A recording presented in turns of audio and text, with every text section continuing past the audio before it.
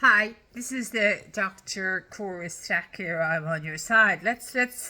I'm very concerned about the amount of people who have been discussing with me the amount of corruption in Ireland now. I mean, it's shocking. It's absolutely shocking. I must have been living in a different world that I didn't know over the last maybe 5, 6, 7 years. And I heard it even on a podcast the weekend. The inverted commas corruption has gone beyond.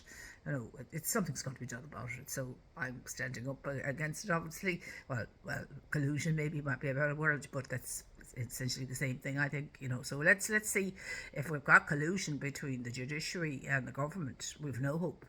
So, I mean, because this sends very bad signals for the future of Irish judiciary. It's not just the current Irish judiciary, it's the future of democracy is going to be decided, I think, in due course very shortly. So it's not just current democracy, it's the future of democracy. So that's why I'm making these last minute videos. I have to look at the statistics and the judicial issues with judicial collusion as well, but I haven't examined that yet, so I don't want to talk about something I haven't examined. Silencing the watchdog, how governments and media collude to erode press freedom. Imagine this, you're running for president. You've already placed second in the last race, but suddenly doors shan't shut. Councils won't hear you, local papers ignore you. When your name appears, it's framed as an afterthought. Meanwhile, other candidates are profiled, debated and presented as credible contenders. This is not just politics, this is the silencing of democracy, and it's happening in Ireland, and surprise, surprise, all across Europe and beyond, I would say. Hi, I'm Dr. Cora Stack, as you know, and in this video we're going to talk about something that's very important, that should alarm all of us: the gradual erosion of press freedom. Now, that's one of the things I made very clear in my presentation, that I was very much in favour of freedom of the press, not realising, of course, that I was the victim of the lack of it. But I'll go into that. I'm a negotiator, and not some of these people who, I'm a negotiator at the end of the day. But I like to make my point sometimes. We'll look at how governments and the press can collude subtly or overtly. The McKenna judgment, what it said about fairness and the loopholes there and the weaknesses for the likes of us here at the moment. The case of Peter Casey in Ireland in 2025 presidential race, how similar tactics are used in other European countries. Most importantly, what we can actually do to stop this erosion before it's too late. I mean, many people in my video, are saying it's far too late, we're too far gone, all of this. They've given up hope of all hope. You might expect censorship to look like book burnings or banned headlines, but in democracies, it's rarely that blatant. No, it's far more hidden. Instead, it looks like this: lawsuits designed to bleed newspapers dry. We had this years ago with the University of Limerick taking on the Limerick Leader. It was an absolute disgrace. We'd call them slaps. State Albert and Limerick Leader were truth tellers. I mean, they weren't, they were truth tellers, in my opinion. In those days, they had a top editor, an absolutely straight as a die editor. Still, he's retired now from the Sunday Independent, I believe, but he was top class, in my opinion. State advertising contracts quietly pulled from critical outlets. You see, this is the way they do it. Councils refusing access to candidates who might rock the boat. I wonder who they'd be talking about here. Journalists who self-censor. This is now another. They self-censor not because they want to, but because they know one wrong move can end their career. So there's a lot of people in opposition in the workplace. They're afraid to open their mouth in case one wrong move will move their career. It's death by 1,000 cuts. Well, could you multiply that by 1,000,000? And it doesn't just silence reporters; it silences all of us. The McKenna judgment. In 1995, Ireland's Supreme Court issued what is known as the McKenna judgment. It said government cannot use taxpayers' money to push one-sided referendum. Actually, this is a fair point, really, in terms of legalistic. In other words, public resources must serve democracy, not manipulate it. But here's the catch. While the McKenna ensures fairness in referenda, it hasn't been extended to elections. So I think it needs to be. I definitely do in view of what's happened this time. This means candidates don't actually have a constitutional guarantee of equal coverage in the media, but one would expect the spirit of it to be covered, and that grey area creates space for abuse. Case study in particular, we're going to study the case study of Mr. Peter Casey, Fast forward to 2025, Mr. Peter Casey, who came second in the last presidential election, second, seeks council nominations again. In County Meath, like myself and others, he's effectively shut out. I believe he was shut out for 20 minutes. Locked doors, no platform. In the press, a handful of passing mentions, mostly dismissive. Meanwhile, Gareth Sheridan and Marie Steen and others receive repeated national coverage. I repeated very little. Very, very little, practically none. Just a very small amount. And I certainly didn't, there was people that came to me, and there was mistakes that needed to be corrected, which were completely wrong. So I had to correct the record, but I couldn't correct it everywhere. And updates on their campaigns. This isn't about liking or disliking any candidate, absolutely not. It's about the principle of fairness.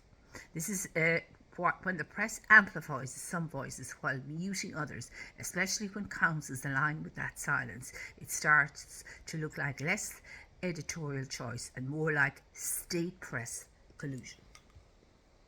And here's the danger: when you accept this kind of silencing for one candidate, it sets a presidential precedent for silencing others. Whistleblowers, critics, dissidents, maybe even you, or your children, or other people like you. This isn't unique to Ireland, so we're not the only people, but that doesn't, two wrongs don't make a right. Across Europe, we see the same playbook. Hungary, for example, most independent media are taken over by pro-government allies. Poland, and these are all so-called democracies, state advertising skewed to outlets that back the ruling party. Northern Ireland journalists like Barry McCarthy and Trevor, I'm not familiar with these now, Trevor being illegally spied on by police. Imagine being illegally spied on police surveillance on you. Imagine that happening. Like surveillance. Imagine that happening. A journalist, not a minded candidate, desperate. I mean that's absolutely desperate stuff. I mean, who would you report that to? Italy, public broadcasting (RAI) has long been pulled into political battles. Even France, Spain, and Greece, libel laws and selective subsidies chill reporting.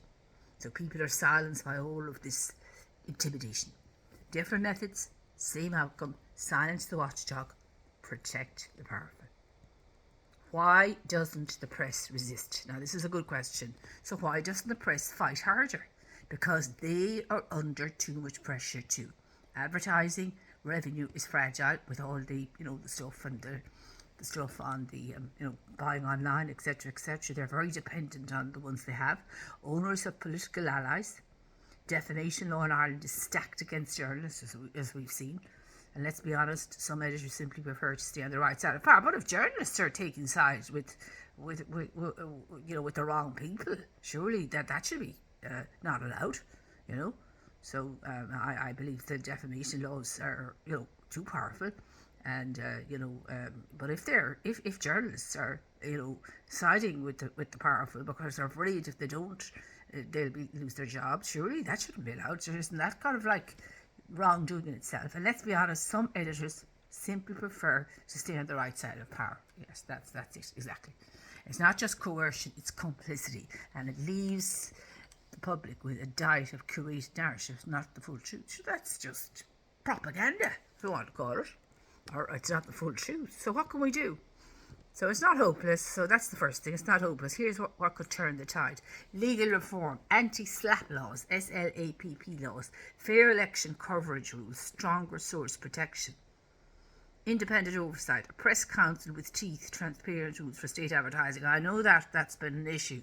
The independence of the independent oversight of the press council, that's something that's arisen before. Civil society pressure, media audits. Now this is where I can't emphasise the importance of regular auditing across any kind of a process. Media audits to expose bias, public campaigns for fair coverage. Support independent outlets. We need alternative voices, not just state-influenced giants. International accountability. When domestic remedies fail, turn to the European Court of Human Rights or institutions. I mean, all of this is hugely time-consuming. The McKellen judgment told us fairness is a constitutional value, but without action, it's just words on paper. The case of Peter Casey and the many whistleblowers, journalists, and candidates sidelined before him shows us what's at stake. If we want a democracy worth the name, we must fight for a press that is free, fearless and unafraid to speak truth to power. Because once the watchdog is silenced, the wolves run free. So really that's the end of this video. It's the title was Silencing the Watchdog, Press Freedom in Ireland and Europe. And the call to action is that if you care about democracy, share this video, subscribe for more analysis and demand fairness for media coverage. Now, I've been asked several times, by people, would you like more likes and stuff like this, and buy likes if you pay me €50. And I've never done that. And I know, I've been watching other people, that are, big players, and, at the beginning of the video that I've... it's pure manipulation just to get more views and things like that. And I won't do it. I refuse to do it, even if no, it's unethical.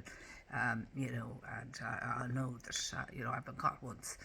I wouldn't be caught a second time, and I will not buy likes, even though I do like, it would be nice to get them because I'm telling the truth, but I refuse to buy likes, but I'm happy to get them. I will not engage in anybody writing to me saying that my YouTube is excellent and I should be getting a lot more likes and listeners. I refuse to be bribed or to pay people to do this for me when it's not, and everybody's doing it, inverted commas. I refuse to conform to that, to do that, to get more YouTube attention, because that is totally unethical. So I have been approached numerous times that my my site is excellent, and because I'm from Ireland, a small place, and I don't advertise this at all.